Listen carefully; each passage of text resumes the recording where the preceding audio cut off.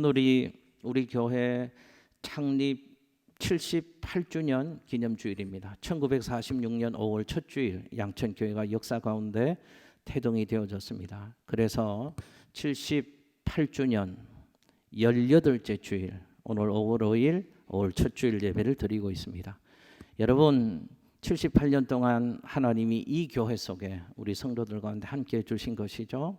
교회를 시작하게 하시고 지금까지 여기까지 하나님의 은혜 속에 우리 교회를 지켜주시고 교회를 통해서 역사하시는 하나님을 믿음의 눈을 열어 바라보시며 그 하나님 은혜에 감사하며 우리 먼저 마음을 모아서 박수로 그 하나님께 영광을 올려드리면 좋겠습니다. 할렐루야. 감사합니다.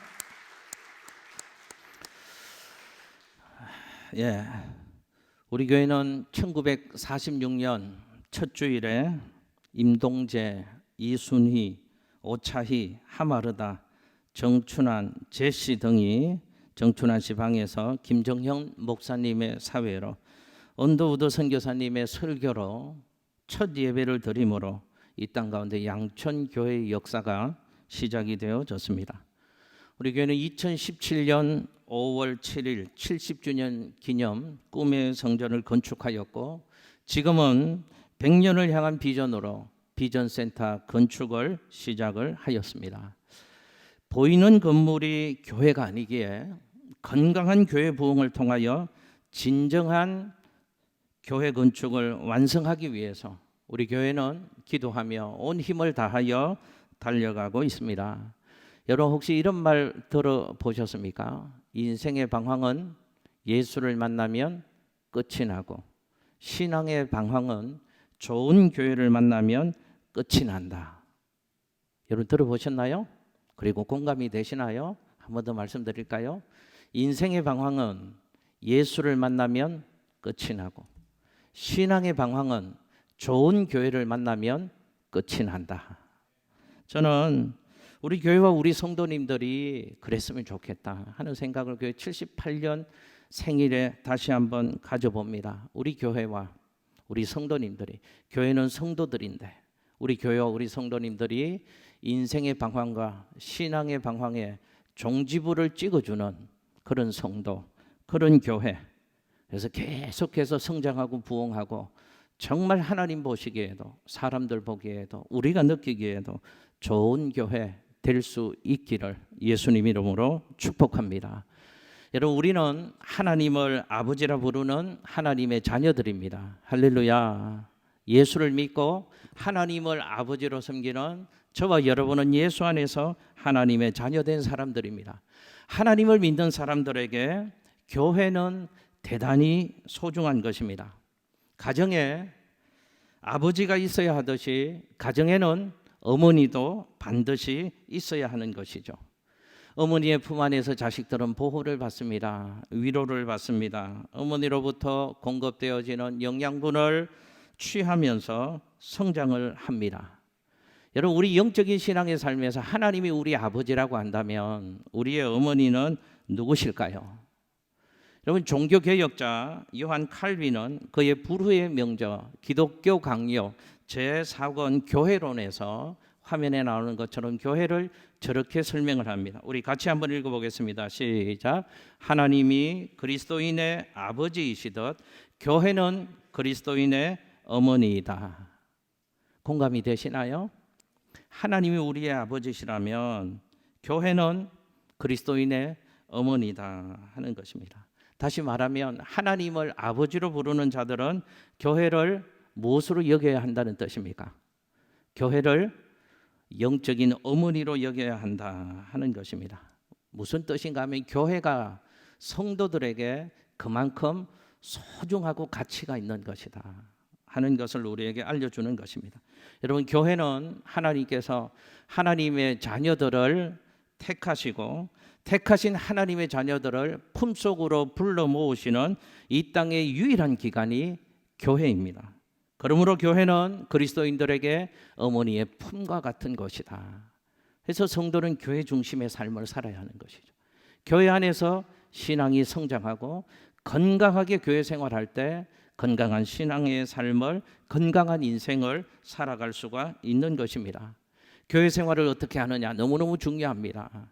교회를 함부로 대해서도 안 되고, 교회를 소홀히 해서도 안 되고, 교회를 그저 취미생활 하면 좋고 안 하면 덜 좋고 이 정도의 것으로 여기서는 안 된다 그 말입니다. 교회 생활을 어떻게 하느냐에 따라서 그 사람의 신앙 상태가 결정이 되어지고, 신앙의 방향이 결정되어지고, 신앙의 건강 정도가 교회 생활을 어떻게 하느냐에 따라서 결정이 되어지는 것입니다. 그래서 성도에게 교회는 너무너무 소중한 것입니다. 여러분, 교회 생활을 잘 하려면 교회에 대한 바른 이해, 바른 교회론을 가지고 있어야 하는 것입니다. 오늘 창립 기념주일에 에베소서 말씀을 통해서 교회를 다시 생각해 보려고 합니다. 우리가 교회라면 우리가 어떤 교회를 되어야 되는가, 우리는 어떤 교회를 지키고 세워나가야 되는가 좀 생각해 보려고 합니다. 여러분, 에베소서의 본문 말씀을 오늘 창립 기념주일의 본문 말씀으로 선택한 이유가 있습니다. 에베소서의 주제는 크게 두 가지입니다. 하나는 복음이고 하나는 교회에 관한 말씀입니다. 에베소서에 얘기하는 그 주제를 한마디로 그래서 얘기하라고 한다면 에베소서는 교회를 얘기하고 있습니다. 교회에 대해서 우리에게 중요한 교훈을 주고 있습니다. 바울은 에베소서 말씀을 통해서 우리에게 교회에 대해서 중요한 교훈을 주면서, 교회를 설명하면서 중요한 한 단어를 에베소서에서 말씀하고 있습니다. 비밀이라는 한 단어를 등장시키면서 우리에게 교회는 이런 것이다 라고 교회를 가르치고 있다는 것이죠. 교회는 쉽게 판단하고 쉽게 대하고 쉽게 이해할 수 있는 것이 아니고, 교회는 매우 비밀스러운 것이다 라고 바울은 교회를 우리에게 설명을 하고 있습니다. 그래서 바울은 우리에게 교회를 가르치는데 하나님의 특별한 영적인 계시 가운데 깨달아서 알게 된 이 교회론을 에베소서 교인들에게 풀어서 설명을 하고 있는 것입니다. 에베소 교회와 성도들은 어떤 사람들인가? 바울의 눈물로 세워진 교회입니다. 이 바울이 애틋한 사랑과 간절한 마음으로 에베소 교회를 세웠습니다. 그 사랑하는 에베소 교회와 성도들을 향하여 간절히 하는 기도의 내용입니다. 여러분, 제 고백 하나 할까요? 저도 우리 교회에서 한 10년 목회하면서 교회 사랑하는 마음이 더 커졌습니다. 이제는 교회를 위하여 죽을 수도 있을 것 같습니다. 정말입니다. 시골 같은 쪽으로 이렇게 가끔씩 차를 타고 가면서 이렇게 십자가를 건 교회가 있잖아요. 교회를 볼 때마다 마음이 짠합니다. 저 교회가 그냥 세워진 교회가 아니라는 걸 목회를 하면서 제가 알거든요. 저 교회를 위하여 눈물 뿌린 성도들이 있고, 그 교회를 지키기 위하여 저 시골에서도 온 삶을 다하여 하나님 앞에서 복음의 삶을 살아가는 목회자가 있었을 것이고, 그 목회자와 마음을 같이 하는 평신도들이 있었을 것이고, 무릎으로 눈물로 땀으로 피로 세워지는 교회라는 것을 아니까요. 교회를 볼 때마다 마음이 짠합니다. 에베소서 교회가 바울에게 그런 교회였습니다. 눈물로 애틋한 사랑과 간절한 마음으로 바울이 에베소 교회를 세웠는데, 그 교인들이 교회를 중심으로 신앙의 삶을 좀 잘 살아갔으면 좋겠다 소원이 있었습니다. 그래서 눈물로 기도하면서 교회는 이래야 됩니다, 이렇게 교회를 지키십시오 라고 교훈하는 내용입니다. 우리에게 주시는 하나님의 음성으로 들었으면 좋겠습니다. 바울이 얘기하는 교회, 첫 번째는 교회는 복음 공동체다 라고 얘기합니다. 한번 저 따라서 해보실까요? 양천교회는 복음 공동체다. 할렐루야. 여러분, 저 말이 무슨 뜻인가 하면 교회의 탄생, 교회의 출발, 교회의 동기가 복음이다, 복음이어야 된다라는 것을 말씀하고 있습니다. 여러분, 화면에 에베소서 3장 6절 말씀을 같이 읽겠습니다. 시작.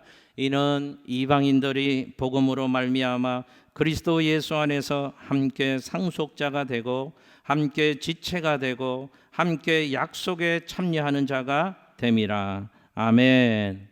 여러분, 교회를 설명하는데 잘 보십시오. 앞부분에 에베소 3장 6절 말씀, 전반부 말씀을 화면에 좀 띄워주시기를 바랍니다. 보십시오. 복음으로 말미암아 교회가 되었다라고 얘기합니다. 복음으로 말미암아 누가요?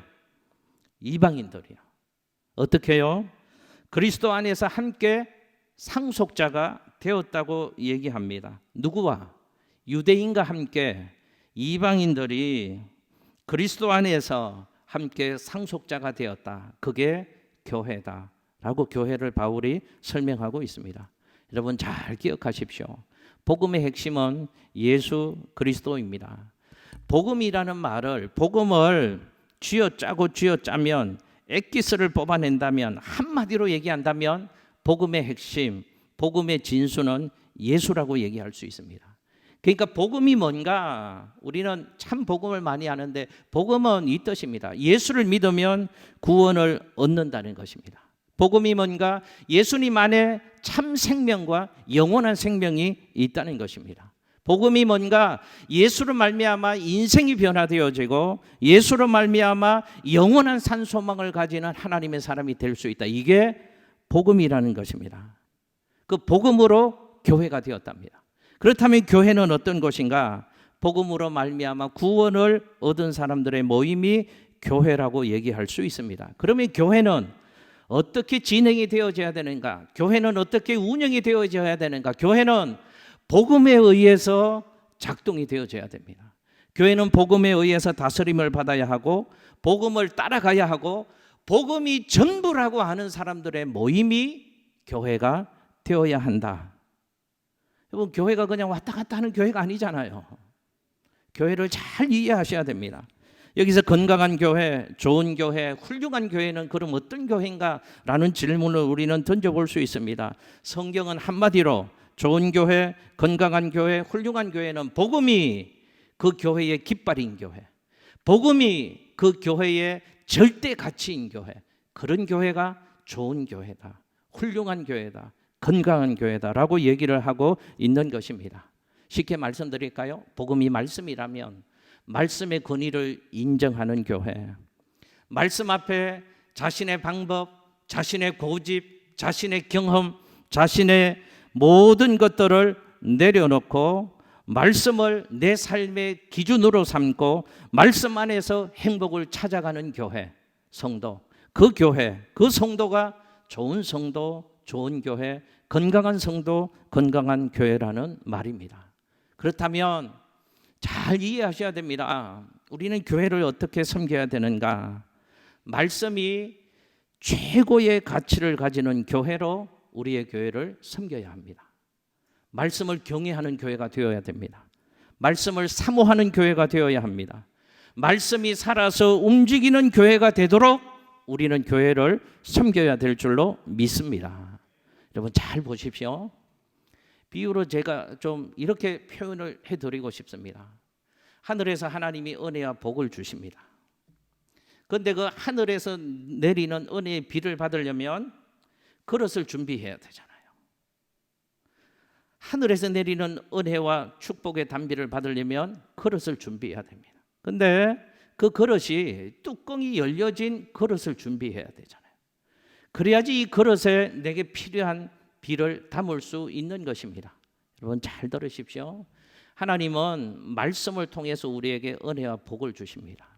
그리고 이 하늘에서 내리는 말씀을 받을 그릇이 있어야 합니다. 그런데 그 그릇은 우리의 마음이라고 성경은 얘기합니다. 그런데 그 마음이 열려져야 합니다. 열린 마음을 믿음이라고 얘기하는 겁니다. 그것을 우리는 순종하는 자세를 가진 마음으로 말씀을 들을 때 우리의 마음의 뚜껑이 열려지고 하늘에서 내리는 말씀의 은혜와 축복을 유감없이 받고 누리는 하나님의 사람이 될 수 있는 것입니다. 여러분 우리 교회가 그랬으면 좋겠습니다. 목마른 사슴이 시냇물 찾아 갈급함을 느끼듯 하나님의 말씀에 좀 갈급함을 느끼고 말씀을 사모하고 말씀을 경청하고 말씀에 아멘으로 순종하고 주시는 말씀 붙잡고 믿음으로 살아가는 우리 교회가 될 수 있으시기를 예수님 이름으로 축복합니다. 그게 좋은 교회랍니다. 그게 좋은 성도랍니다. 여러분 둘째 한번 저 따라서 해보실게요. 양천교회는 은혜 공동체다. 할렐루야. 바울은 교회를 가르치는데 교회는 하나님의 은혜로 움직여가는 교회다라는 가르침을 우리에게 주고 있습니다. 에베소 3장 7절 말씀을 같이 한번 읽겠습니다. 시작. 이 복음을 위하여 그의 능력이 역사하시는 대로 내게 주신 하나님의 은혜의 선물을 따라 내가 일꾼이 되었노라. 아멘. 여러분 보십시오. 복음을 위하여 하나님의 능력이 역사하시는 대로 내가 일꾼이 되었다라고 얘기를 하는데, 무엇으로 일꾼이 되었다고 바울은 설명하고 있는가 하면 하나님의 은혜의 선물을 따라 내가 일꾼이 되었노라 라고 말씀합니다. 여러분 보십시오. 교회의 일꾼 된 것이 하나님의 은혜로 된 것이라고 바울은 설명을 합니다. 교회의 일꾼됨이 하나님의 은혜로 된 것이라면 교회는 어떤 공동체인가 분명히 정의할 수 있다 그 말입니다. 교회는 은혜의 공동체입니다. 교회는 하나님의 은혜로 세워진 사람들의 모임입니다. 그러니까 교회는 어떻게 운영되어져야 되는가? 뭐 조직, 머리, 뭐 돈, 이것으로 교회가 운영되는 것이 아니고 하나님의 은혜로 움직이고 하나님의 은혜로 지탱되는 교회가 하나님의 교회다 하는 것입니다. 다른 것들도 필요합니다. 그러나 다른 어떤 것들보다 은혜가 우선되어야 하는 것입니다. 그러므로 교회는 한마디로 이렇게 얘기할 수 있습니다. 교회는 은혜의 공동체입니다. 그렇다면 교회는 하나님의 은혜를 사모하는 곳이 되어야 됩니다. 교회는 하나님의 은혜가 풍성한 공동체가 되어야 할 줄로 믿습니다. 그래서 바울은 그 사랑하는 에베소 교회 성도들에게 좀 좋은 성도, 좋은 교회 되기를 원하여서 교회를 가르치면서 에베소서 편지를 쓰면서 편지의 서두에서 그런 바람을 가지고 너희에게 교회, 좋은 신앙생활을 하려면 돈이 제일 많이 필요하니까 너희에게 돈이 많이 있을지어다, 그렇게 축복하지 않습니다. 돈이 많아야 교회가 잘 된다, 그 뜻이 아니라는 것이죠. 너희가 공부를 많이 해서 똑똑한 사람들 많이 모여 있어야지 지식으로 교회가 되는 것이다. 지식이 많이 있을지어다. 바울이 그러지 않았습니다. 뭐라고 얘기하는가 하면 에베소서 첫 부분에 보면 너희에게 은혜와 평강이 있을지어다. 할렐루야. 바울은 교회 안에 에베소서 성도들 가운데 하나님의 은혜가 풍성하기를 소원하는 마음으로 그 축복을 빌어주고 있는 것입니다. 왜요? 교회는 은혜로 세워지는 것이죠. 교회는 하나님의 은혜로 유지되는 것이니까요. 다른 무엇보다 은혜가 풍성했으면 좋겠다라는 소원을 믿음으로 빌어주고 있는 것입니다. 여러분, 하나님의 은혜를 잠시 생각해 보려고 합니다. 여러분, 신앙이 성장하고 성숙하면 성숙할수록, 하나님을 알아가면 알아갈수록 우리에게 나타나는 두드러진 영적인 현상이 있다는 것을 아십니까? 신앙이 성숙하고 성숙하면 하나님의 은혜가 자꾸만 강조됩니다. 하나님의 은혜가 자꾸만 드러납니다. 나의 잘남과 나의 공로, 내가 소유한 건 나는 자꾸만 감춰지게 되어져 있습니다. 이게 신앙이 성숙했기 때문에 그런 겁니다. 근데 신앙이 성숙하지 못할 때는 뭐가 강조되고 뭐가 자꾸만 드러나는 줄 아십니까? 내가, 나를, 내가. 저 목회하면서 이런 얘기 많이 들어봤어요. 내가 누군 줄 알고 나를 무시하고 속으로 생각하죠. 아유, 아직 죄송합니다. 당신은 성숙하지 못했습니다. 어린아이입니다. 자기만 자꾸 드러내고 자기만 강조하자. 아니요. 신앙이 성숙하고 하나님을 알아가면 알아갈수록 자기는 없어져야 된다니까요. 하나님의 은혜로 된 것이라, 은혜를 주셔서 그렇습니다. 은혜로 된 것입니다. 은혜만 자꾸만 강조되어지는 것입니다. 그러면 내가 아무것도 아니라는 것이 깨달아집니다. 그래서 겸손해집니다. 그래서 자꾸만 낮아집니다. 그래서 하나님의 은혜만 붙드는 인생이 되어지는 것이죠. 그게 신앙의 삶이 성숙한 사람입니다. 그래서 바울은 이렇게 얘기합니다. 화면에 고린도전서 15장 10절 말씀 같이 한번 읽어볼까요? 시작. 그러나 내가 나 된 것은 하나님의 은혜로 된 것이니 내게 주신 그의 은혜가 헛되지 아니하여 내가 모든 사도보다 더 많이 수고하였으나 내가 한 것이 아니요 오직 나와 함께 하신 하나님의 은혜로라. 할렐루야. 바울이 그 대단한 바울이요, 조금 자랑할 수 있잖아요. 여러분 솔직히 우리는 뭐 조금만 잘 되고 조금만 좋으면 어떻게든 나를 좀 과시하고 싶잖아요. 그런데 그 대단한 바울이 나의 나 된 것은 뭘로 된 것이라고요? 하나님의 은혜로 된 것입니다. 이 모든 것이 하나님의 은혜입니다. 여러분 자기는 없어지고 하나님이 주신 것이고 하나님의 은혜로 된 것이라고 고백하는 이 바울의 신앙, 바울의 고백이 저와 여러분의 신앙의 고백이 될 수 있으시기를 예수님 이름으로 축복합니다. 여러분 이런 찬양 아시죠? 나를 지으신 이가 하나님, 나를 부르신 이가 하나님, 나를 보내신 이도 하나님, 나의 나 된 것은 다 하나님의 은혜입니까? 진짜입니까? 정말로요? 여러분 이것이 우리의 신앙의 진정한 고백될 수 있었으면 좋겠습니다. 은혜가 뭔가 또 한 번 강조합니다. 은혜는 받을 자격 안 되는 인생에게 값없이 거저 베풀어 주시는 하나님의 사랑입니다. 나는 자격이 안 됩니다. 나는 감이 안 됩니다. 그런데 내게 하나님이 은혜 주셔서 이렇게 된 것입니다. 이게 우리의 고백되고 이 신앙의 중심 가지고 교회를 좀 섬겨가는 우리 모두가 되어진다면 우리 교회는 더 좋은 교회, 우리는 좋은 성도 될 수 있는 줄로 믿습니다. 하나님의 은혜 아니고 어떻게 우리가 존재할 수 있겠습니까? 하나님의 은혜 아니고 어떻게 우리가 이 자리에서 하나님을 아바 아버지로 부르며 하나님의 자녀가 되어서 만왕의 왕이신 지존하고 거룩하고 우주의 주인 되신 그 하나님 아버지를 나의 아버지라고 고백하며 그 하나님을 예배하는 삶을 살 수 있겠습니까? 하나님의 은혜 아니면 제가 어떻게 이 자리에 서서, 하나님의 은혜 아니면 강영진 지휘자님이 어떻게 저 건강을 회복하고 하나님의 영광을 찬송할 수 있겠습니까?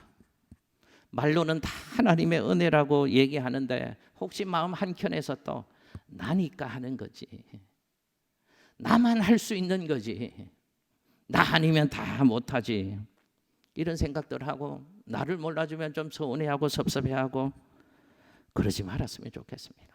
모든 것이 하나님의 은혜입니다. 하나님의 은혜 때문에 존재하는 줄 알고 늘 감사하고 늘 자기를 낮추고 우리 공동체가 서로 그런 은혜의 사람들 되어져서 우리 교회가 하나님의 은혜로 유지되어지고 하나님의 은혜 속에 더 아름다운 하나님의 역사를 감당해 나가는 교회로 세워질 수 있기를 예수님 이름으로 축복합니다. 마지막 하나만 저 따라 세우실게요. 양천교회는 사명 공동체다. 할렐루야. 자 보십시오. 하나님의 은혜로 된 것이라고 했잖아요. 은혜로 교회가 되고 은혜로 성도가 되어졌으면, 그런데 중요한 게 왜 그러셨는가, 왜 은혜를 주셨는가 하면 에베소서 3장 8절 말씀을 같이 한번 읽겠습니다. 시작. 모든 성도 중에 지극히 작은 자보다 더 작은 나에게 이 은혜를 주신 것은 측량할 수 없는 그리스도의 풍성함을 이방인에게 전하게 하시고. 아멘. 여러분 저 말씀 보십시오. 은혜를 베푸신 이유가 뭐라고요? 측량할 수 없는 그리스도의 풍성함을 이방인에게 전하게 하시려고 은혜를 주셨답니다. 이어지는 9절 말씀도 마찬가지로 왜 은혜를 주셨는가? 하나님의 경륜을 은혜 받은 나를 통하여 드러내게 하시려고. 그래서 하나님이 그 뜻으로 우리에게 은혜를 베풀어 주셨다고 말씀을 하는 것입니다. 그러니까 잘 정돈하십시오. 결국 하나님의 은혜로 부름받은 이 교회라는 공동체, 부름의 공동체는 뭘 해야 되는가 하면 사명 감당해야 된다 그 말입니다. 나를 불러주신 하나님의 계획이 있다 그 말입니다. 나를 부르신 이의 계획을 감당하는 사명 공동체가 부름받은 자들이 해야 될 미션이다 하는 것입니다. 쉬운 말로 얘기하면 교회는 사명을 감당하는 교회가 되어야 합니다. 교회 부름을 받은 모든 사람들은 우리를 향한 하나님의 계획에 헌신하는 헌신자들이 되어야 하는 것입니다. 사명은 뭔가? 우리를 향한 하나님의 계획, 비전을 사명이라고 하고, 헌신은 그 계획에 우리 자신을 다 내어드리는 것을 헌신이라고 얘기합니다. 기억하십시오. 성도는 사명자가 되어야 합니다. 아멘 안 하시네. 할 때까지 제가 할게요. 저도 고집이 있습니다. 성도는 사명자가 되어야 합니다. 성도는 사명자가 되어야 합니다. 그 성도들이 모여있는 교회는 사명 공동체가 되어야 할 줄로 믿습니다. 우리가 교회를 섬길 때 교회 본질을 잘 알고 섬겨야 되죠. 교회는 외로운 사람들끼리 모여서 1년에 한두 번씩 야유회 가는 곳이 아닙니다. 로타리 클럽도 아니고 친목단체도 아니고 계모임도 아닙니다. 세상에서 나를 알아주지 않으니까 교회에 와서 대접받고, 교회에서 내 신앙의 영륜 따라서 포지션 찾아서 인정받고 만족하고 그러는 것이 교회가 아닙니다. 교회에서 나만의 취미 생활을 고상하게 해가는 것도 교회가 아닙니다. 그건 교회에서 이루어지는 일들의 모습일 수는 있지만 그건 교회의 본질이 아니다, 그 말입니다. 왜 교회를 모입니까? 교회에서 뭐 해야 됩니까? 헌신입니다. 사명 때문에 모이는 것입니다. 하나님 나라를 위해서요. 왜 우리가 양천교회 78년 된 이 교회 공동체로 하나님이 불러주셔서 이 교회 공동체가 된 줄 아십니까? 하나님이 이 공동체를 통해서 이루어 가시려는 미션, 하나님 나라의 일들이 있으셔서 그 일들에 헌신하는 사명자의 삶을 주님 앞에 가는 그날까지 살게 하시려고 우리를 이 땅의 많은 교회들 가운데, 저를 이 땅의 많은 교회들 가운데 양천교회 목사로 불러주시고, 여러분들을 이 땅의 많은 교회들 가운데 이 교회의 지체가 되게 하시고, 이 교회에서 예배하고 하나님의 은혜를 누리는 삶을 살게 하시는 줄로 믿습니다. 건강한 교회, 좋은 성도는 사명을 알아야 합니다. 사명 감당해야 됩니다. 좋은 교회는 어떤 교회인지 아십니까? 사명자들이 많아지는 교회입니다. 사명자들이 좀 많이 세워지는 교회입니다. 저는 우리 교회 성도님들이 하나님 주신 비전을 깨달아 알고 그냥 1차원적으로 땅의 것만 보고 땅의 것을 위하여 사는 인생 되지 말고요, 하나님 나라를 위하여, 영원한 하나님 나라를 위하여 하나님이 우리에게 주신 비전, 미션이 뭔가를 깨달아 알고 그 하나님 나라의 일들에 아름답게 헌신하며 나를 내어드리는 그런 멋진 사명자, 그 인생 멋있잖아요. 우리 예수 안에서 그렇게 우리의 삶을 세워가는 건강한 교회, 건강한 성도들 될 수 있었으면 좋겠습니다. 말씀 맺습니다. 여러분, 인생을 살면서 인생이 우리에게 학습시켜주는 교훈이 있습니다. 인생은 얼마나 오래 살았는가를 중요하게 생각하는 것이 아니고 우리가 어떻게 살았는가, 이게 훨씬 더 중요하다는 사실을 한 해 한 해 갈수록 우리에게 학습시켜줍니다. 여러분, 우리가 앞서간 이들의 장례식장에 참여할 때가 있잖아요. 그 장례식장에 가서 그 인생을 생각하면서 우리가 가지게 되는 관심이 있습니다. 어떤 관심을 가지나요? 이분이 몇 세를 사셨냐에 관심 가지시나요? 얼마나 오래 살았는가 이것에 관심을 가지시나요? 아닙니다. 이분이 어떻게 살았는가, 어떻게 살다 가셨는가, 그것이 그 인생을 평가하는 기준이 되어지는 것입니다. 여러분, 이 자리에 모인 우리 모두는 그 때가 있습니다. 하나님 부르심 받고 하나님 앞에 갈 때가 있을 것입니다. 하나님 앞에 가면 하나님이 이렇게 물으실 겁니다. 누구 하나 예외 없이. 김 목사야, 오래 살아야 되니까 저는, 야, 너는 오래 살다 왔구나. 120살까지 살다가 왔구나. 그렇게 묻지 않으실 것 같아요. 하나님 앞에 서면 하나님이 이렇게 제게 물으실 것 같아요. 김 목사야, 너 목사로서 한평생의 삶을 살았는데 어떻게 살다가 왔니? 너 무엇 하다가 왔니? 그거 물으실 것 같아요. 그때 하나님 앞에 대답할 수 있어야 되지 않겠습니까? 하나님, 제가 하나님 나라를 위해서 이렇게 눈물 흘리다 왔습니다. 하나님, 제가 하나님 나라를 위해서 이렇게 땀 흘리다 왔습니다. 하나님, 제가 하나님 나라를 위해서 이렇게 피 흘리다가 왔습니다. 여러분, 건강한 성도, 건강한 교회는 꼭 있어야 될 세 가지의 물기가 있어야 된다고 얘기합니다. 하나는 땀방울이 있어야 된답니다. 하나는 눈물방울이 있어야 된답니다. 하나는 핏방울이 있어야 된답니다. 땀방울은 헌신의 땀방울이 있어야 됩니다. 눈물은 기도의 눈물이 있어야 합니다. 핏방울은 희생과 헌신의 핏방울이 있어야 합니다. 이게 건강한 신앙생활을 하는 겁니다. 저는 우리 교회에 이런 물기가 좀 가득했으면 좋겠습니다. 기도의 물기가 있고 헌신의 땀방울이 있고 희생의 헌신의 핏방울이 있어서 우리 교회가 하나님 보시기에 좋은 교회, 믿음의 선배들 보기에 좋은 교회, 우리 다음 세대 보기에 자랑스럽게 이 신앙의 유산을 물려줄 수 있는 우리 세대, 그렇게 우리 시대를 신앙으로 살아가는 우리 모두가 되시기를 예수님 이름으로 축복합니다. 기도하겠습니다.